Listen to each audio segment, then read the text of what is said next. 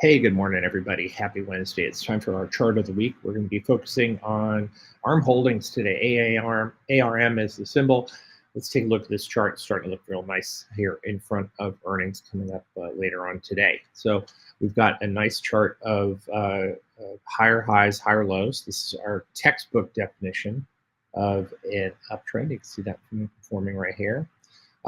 It's hit a little bit of resistance here at around the 170 level. That was a high that was made at the end of June, beginning of July, pulled back a little bit, just a little bit under that 20-day moving average, which you can see is the dotted line here.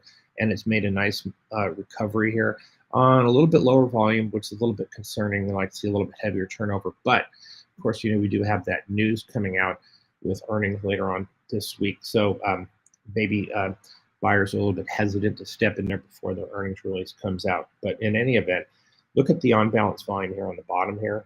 Been showing some really good, strong movement, good money flows from the from institutions. MACD is on a buy signal as well too, right over here, and see that right there.